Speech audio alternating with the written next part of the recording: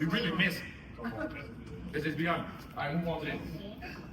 Accepting them on equal basis and giving them the same consideration you would expect for yourself. Stop making your opinion always be right and matter. Don't say in front of them, hey man, you know what? I was right, they was wrong, but then you get in front of them, you right. Come on. In this season, we gotta operate with respect. And I'm done. I say this okay. You do not attract what you love, you attract what you want. That's it. Oh. You attract. You don't attract what you love, you attract what you want. Forget about, I don't love my wife because I just love her. I honor her. That's how the ministry should be. If you can't honor the ministry, you don't love the ministry. If there's a disagreement, agree in honor and respect. Say, you know what? You may be right, I may be right. At the end of the day, hey, I'm so sorry. Hey, where we go from here? It's not no, I'm gonna leave it alone to being called in. She made me mad, he made me mad. We gossip amongst each other. That's it. You know what you're doing? You're killing the self-identity of yourself. Let's be honest. If I can't trust you with a disagreement, I'm never going to trust you with an agreement. That's it. Say it again. If we cannot, I'm saying we because it's my responsibility too. As an assistant pastor, we're going to stop bringing mess that can't be handled amongst each other today. If we ain't grown enough to handle it, we shouldn't even be talking. But it shouldn't get to that point where we argue about how to do God's way because of your way.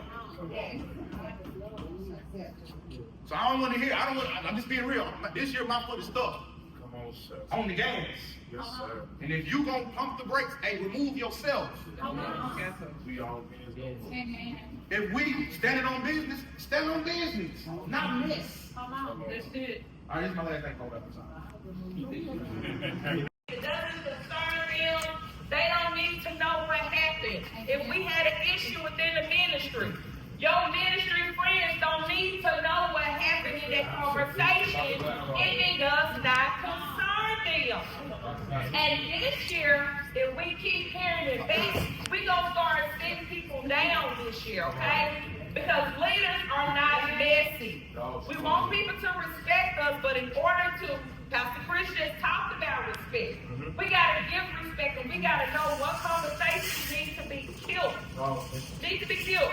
Pastor taught me one thing, not just a rumor, but he said the best way to get rid of a rumor and to kill a rumor is to suffocate it. The best way to get rid of gossip is to suffocate it. And that's what we're doing this year. We suffocate some stuff. If it consists of replacement, we're replacing this year. We got to do what we got to do because we want to control the mess in the atmosphere, okay? So confidentiality, there is a clause in there, so I ask you guys, please sign it. With today's date and everything just said, I went over confidentiality with you and what it means, okay? And this goes along with respect, sowing discord within the ministry, okay? Discord is to be divisive, to cause factions, and bring division. Hear that?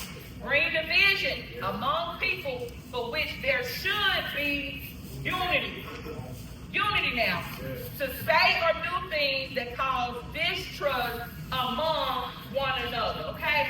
So we do not want to sow discord in the ministry. An example of discord in the ministry is if you can't say it to their face, come on, let's be real. Keep our mouths closed when it comes to these certain things. You won't say it to them, but you'll go over here and tell Pastor K, they do Pastor K, you know Papa Jafar, he come at you. He didn't like this, you brought the man in there. That's going disco. That's messy. That's some of the things that we try to kill in the ministry. Or saying, well, I didn't do it, it was their fault. Blaming the other person, and they ain't even there to take up for themselves. That is sowing discord within the everybody basically knows what honor is, and Pastor Chris kind of touched on it pretty his line. The scripture I have for honor is Philippians 2 and 3. Do nothing from selfish ambition or conceit, but in humility count others more significant than yourself. Today's acronym for honor is Humbly offer nurture over rebellion. Say that again. Humbly offer nurture over rebellion. Amen. To be humble, of course, is recognizing that all authority comes from God, and leaders are servants of the congregation. Come on. Being humble requires us to say less of me and more of you. Come on. When this happens, we will aid the church as we work in the mantle God has managed us. Yeah. So when it comes to being humble, it's not you going around telling, y'all know I told that song up today. Y'all know we praised him today. But it's understanding that it is not for my glory, but it is for whose glory? And offering ourselves, to offer yourself to God in ministry means having an attitude that is not boastful of yourself, rather than you being servant vibes. Wow. I know we've been over it multiple times. Are we true servants? Do you know your identity to be a true servant? So during this time, we will learn how to nurture others. Next to serving is nurture. Actively supporting and encouraging leaders through prayer, encouragement, and practical help. This also means that every encounter we have with people within our ministry, along with outside of our ministry, we should be careful of what we do and what we say, because we represent Arise. Anywhere you go, they be like, oh, she go to Arise. Right. He go to Arise. Ain't he the pastor of Arise? But you see him out here talking bad to you. Come on. So my thing is, you may think nobody know who you are, but I'm telling you, they know. Arise is all over us. And they know from how we talk and how we present ourselves in the word. Over, denying ourselves. When we encourage others, this means to make an effort to exert your spotlight so that you can push others into the shine designed for them. Not just focus on self, but we're here to help others. There may be a time where, hey, you're down today, but Intercessor Monica may come up to you, let me speak life into you. We're not talking down on each other. We're not going around saying, well, you know, you shouldn't have done this, but we're encouraging them. We're praying for them. We're being a true light to those who may not have that light at home, because you don't know nobody's situation at home. But when they come into Arise, they should feel accepted. They should feel at home in a place where, hey, I've never been to this church before, but they welcome me as if I have been there all my life. Come on. And as administration, I do hear that from some people. When I call and reach out to them, they'll say, I'm coming back. Because when I walked in the door, Mama Leela greeted me in a way that I've never been greeted before. It's just that smile, that encouragement that we can bring to others that will bring others to Christ. And then here we go, rebellion, selfishness. Last but not least, we don't practice seeing our concerns as more important than others. Wow. In this time, you may feel like, hey, like Prophet has taught us, you can never be greater than you. Say it one more time. You can never be greater than your leader. When you start feeling as if you are greater than your leader, he's not your leader. Come on. He's not your leader. Or Come she. on. Or she. Come on. Or she. Come on. But in this, we can honor others by treating them with respect. That's it.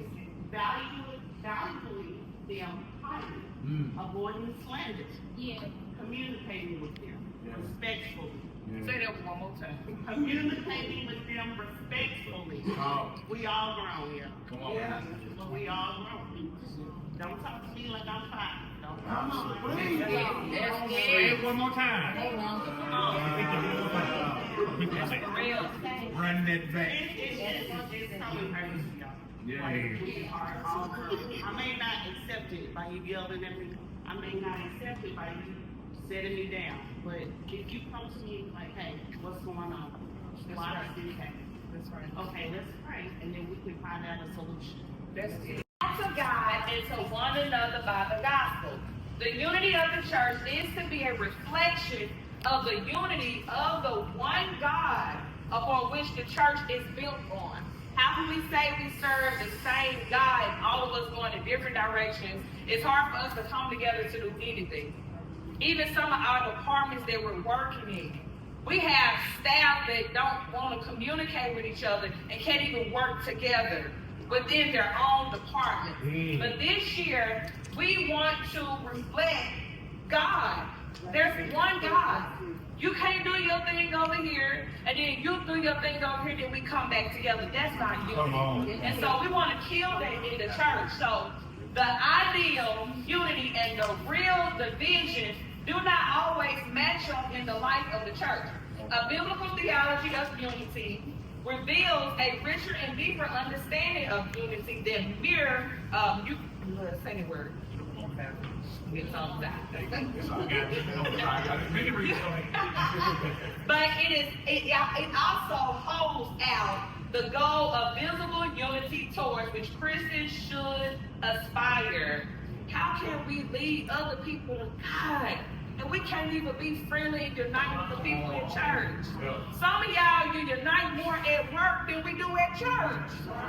Make it make sense. How can we be more uniform with people on the outside, and then we in here serving the only true and living God, and we going in different directions. So we want to kill some of that in the church, okay? And so you can screenshot or we can send this out so you can get information, more information on respect, more information on honor, and more information on unity, because they all go hand in hand. They all work together, okay? So we want to make sure that we performing our goal. We are